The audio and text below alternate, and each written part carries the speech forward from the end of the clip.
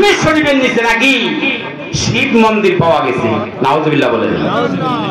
কত বড় পীর, যাকে আল্লাহ রাসূল সাল্লাল্লাহু আলাইহি ওয়াসাল্লাম, এই মঈনুদ্দিন তুমি ভারত মহাভারতে গিয়ে ইসলাম প্রচার করবে, ইসলাম প্রচার করতে তুমি মহাভারতে যাও, এই কথাটুকু বলছেন।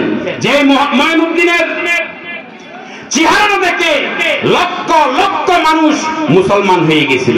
এই জন্য আমি মা বোনদেরকে উদ্দেশ্য করে বলবো, শুধু বাবার কারণে সন্তান ভালো আর খারাপ হয় না, মার কারণে আল্লাহ রাসূল বলছেন মার কারণে সন্তান ভালো হবে, সন্তান খারাপ হবে শুধু মার কারণে।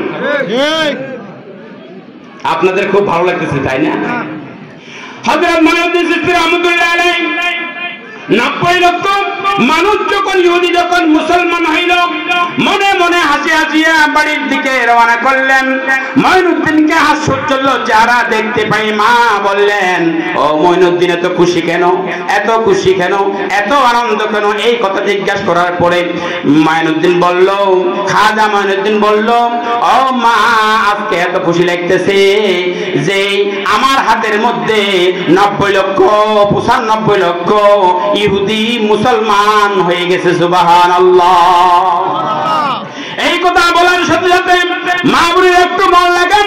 এই কথা বলার সাথে সাথে মা বললেন, ও মঈনুদ্দিন এই হাসি তো আমার হওয়ার কথা সরকার ছিল, এই হাসি তো তোমার নয়, এই আনন্দ তো তোমার নয়, এই আনন্দ আমার হওয়ার কথা ছিল।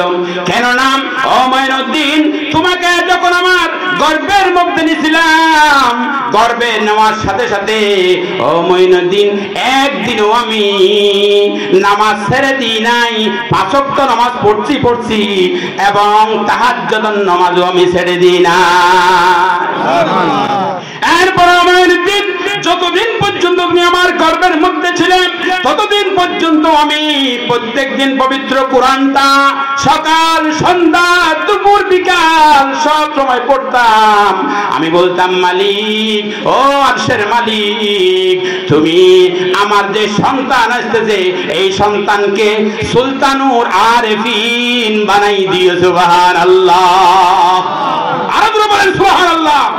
এই মঈনুদ্দিনকে নিয়ে, এই আজমির শরীফকে নিয়ে যে ষড়যন্ত্র চলতেছে, ভারতের পিতৃরাজ যেমন জনজন্মাচ্ছে নাবুদ হয়ে গেছে, এই পিতৃর মধ্যে এই মঈনুদ্দিনের মাথার মধ্যে যে কেউ হাত দেয়, সমস্ত দুনিয়ার মুসলিম এক হয়ে রক্ত বিসর্জন দিয়ে একবারে দেখে কবরন হয়ে থাকবে। ঠিক নেবে ঠিক বলে। যে পিতৃরাজ ওখানে হাত দিয়ে যুগী পাল, এই যে জাদুকর একবারেই মুসলমান হওয়ার জন্য পাগল হয়ে গেছে, 300 জাদুকর পাগল হয়ে গেছে। এইরকম সবাই মুসলমান হওয়ার জন্য প্রস্তুত হয়ে থাকো। ভারতের মধ্যে এই যে মুদি আছে, এই মুদিকে হুঁশিয়ার করে দিতে চাই আমি, আল্লাহ রলিক ওই মাদারের মধ্যে হাত দেওয়া মানে আগুনের মধ্যে হাত দেওয়া। ঠিক না বেঠিক বলে? এই জন্যই আমরা আল্লাহর ওলিদেরকে অবশ্যই সম্মান করব, জিয়ারত করব, সালাত ও সালাম জানাবো। অবশ্যই আমরা বিতর্কিত যেগুলো জিনিস আছে ওগুলা থেকে ভার রাখবো।